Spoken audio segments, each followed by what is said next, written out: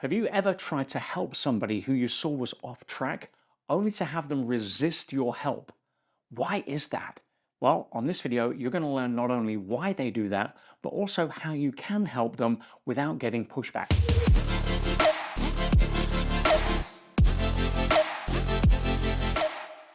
Hi, my name is Peter Sage. I'm an expert on human behavior with books published in multiple languages all over the world.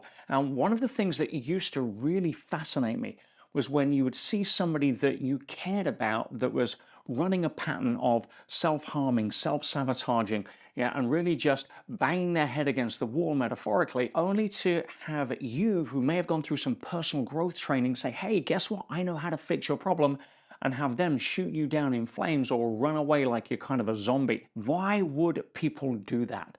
Well, I learned this lesson very powerfully many years ago when I was in my early 20s. I'd already been into personal development since I was 17. I was already a self-made millionaire. And I remember speaking to somebody in the gym one time, and we'd done our workout. I was at the bar, I'd ordered a protein shake. And we got talking, and as you do, people like to talk about their favorite subject, which is themselves.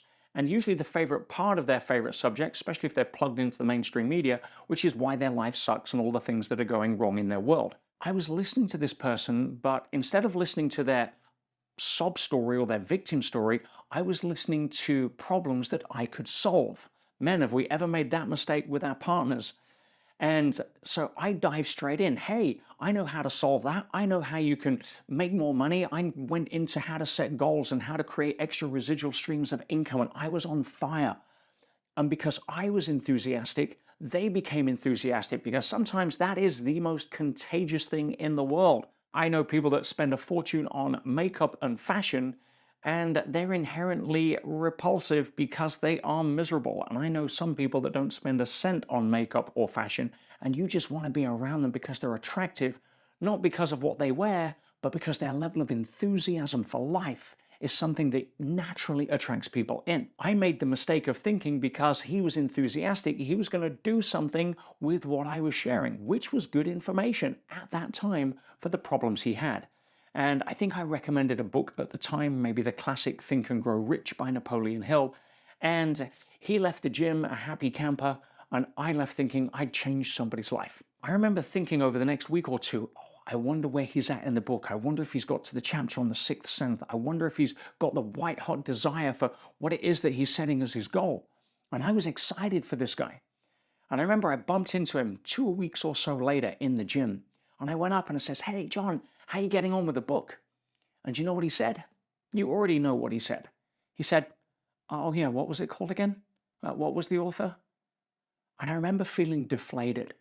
I didn't understand at that time what I'm about to share with you, which is why some people are more committed to keeping their problems than outgrowing them.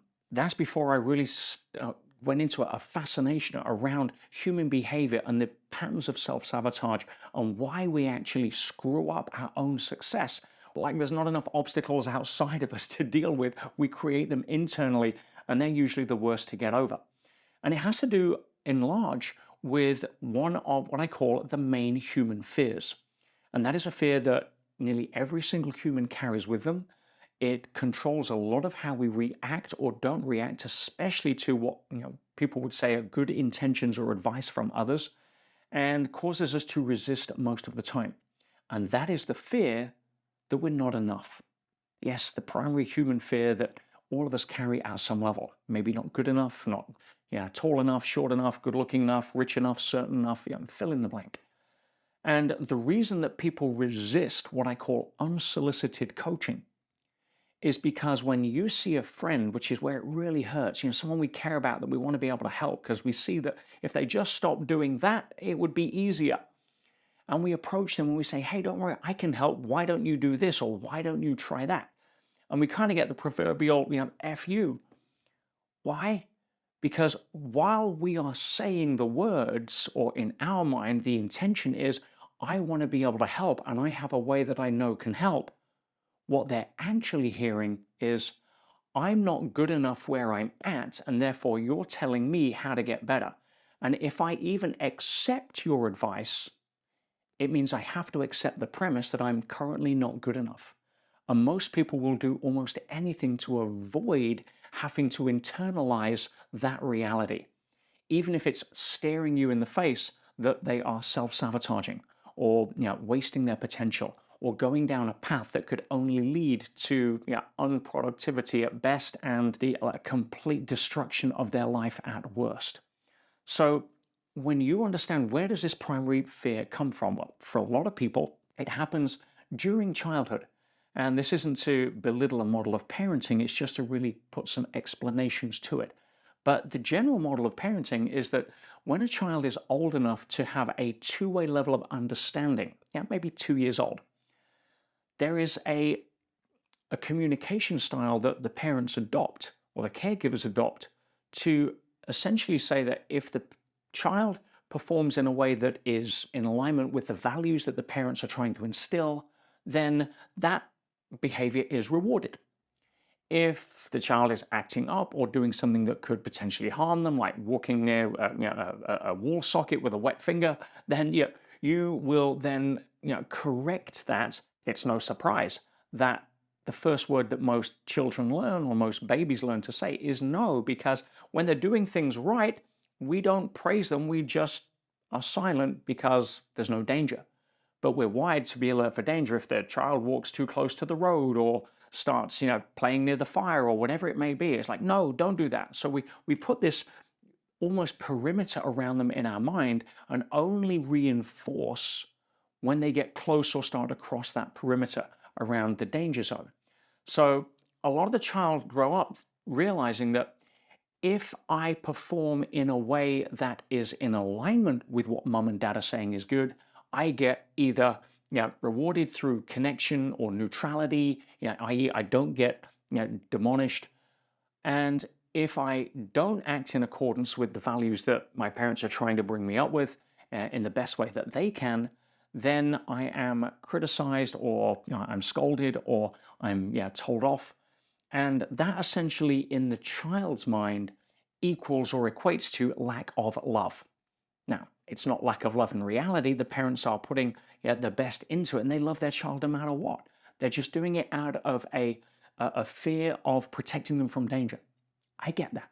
It means by our earliest memory, let's say 4, 5, 6 years old, we've already had years of being conditioned that love is given when we do things right, and the perception is it's taken away or withdrawn when we do things wrong.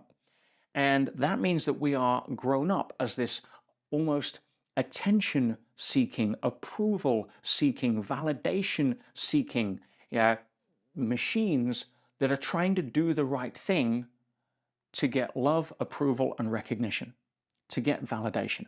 The vast majority of people that I see that are dysfunctional in life in terms of being able to have a life of success that they can fulfill their potential with versus ones that don't, is because they're externally validated. They're constantly still seeking a place to reattach their umbilical cord to get some level of pat on the back, compliments, reward, acknowledgement, validation. It's a fragile ego that really needs cuddling so that they don't fall to pieces. Now, there's various degrees of that, I understand. But generally speaking, if you try to help somebody who is walking down a path that you can see would lead to destruction, and we try to help them, they will resist it. Not because your advice isn't sound. All they hear is, I'm not good enough. And at that point, they will discount anything that comes in after that, simply because it triggers that fear that they're not enough. Now, how do you help somebody from that perspective? Well, as I said, unsolicited coaching will always be resisted for that reason. And the number one rule, if you've ever been a coach or know a coach or ever tried to step into the role of trying to help a friend, you know already that if you want something for somebody else more than they want it for themselves, generally you're wasting your time 99 times out of 100. And it's tough when we see people we love walk down that path. I get it. But the way to be able to counter that, there's only one way that I found that's effective, and that is to be the example and the invitation to inspire them onto a different path. A lot of people are walking down because they just don't think it's possible. Now, if you are trapped in a maze and you've just normalized that because you're desensitized to it because you're in victim mode for so long, but part of you would like to get out, then you can be inspired when somebody, walks a path out or shows you an opportunity that allows you to say, wow, it's possible. If somebody is more committed to defining themselves by being in the maze, I can't really help. You get the idea. So I said, if you want to really help, you need to be the example first and the invitation. You can never be the invitation without being the example. That's called being a hypocrite. If you want to try to help somebody lose weight and you're 30 pounds overweight yourself, then they're not going to listen, or they shouldn't listen. If you are looking for advice on a relationship and your best friend who's never had a relationship that's lasted more than 90 minutes tries to tell you how to have a better relationship, then yeah, you don't blame him or her for the results that you get. You chose to listen. So it starts with working on ourselves. It always comes back to being able to be the example of self-mastery. And if you can do that without trying to be the lecturer, without trying to be the imposition, but instead be the invitation, you'll have far more opportunity to inspire people out. It's often said, the poor do not need charity, they need inspiration. And a lot of the time, if you take the poor as an example, then charity often enslaves the actual condition people are trying to help. If you're feeding wild animals because you think they're hungry, then I get it. There is a sense of compassion around you wanting to solve their problem of hunger. But inadvertently, what you're essentially doing is saying, I'm going to rob you of the need to learn how to hunt.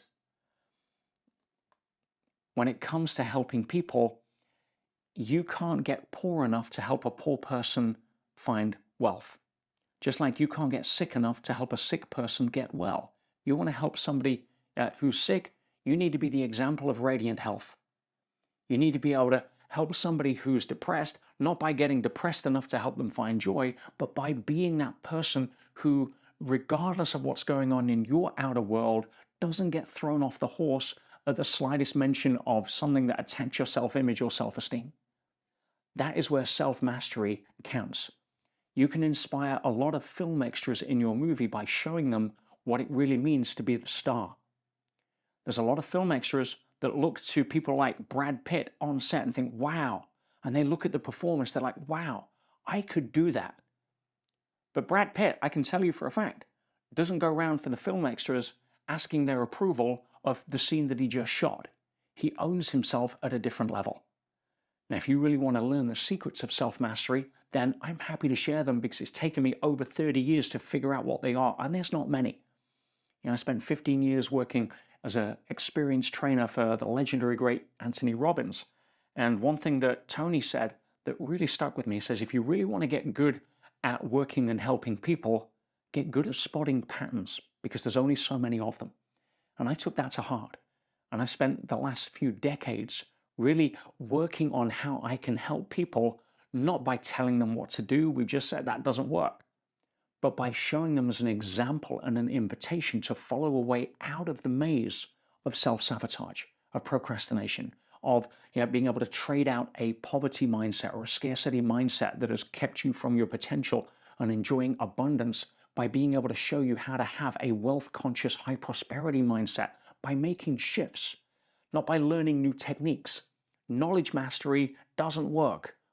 We've pretty much figured that out. We live in a world where people are drowning in knowledge and they're starving for wisdom.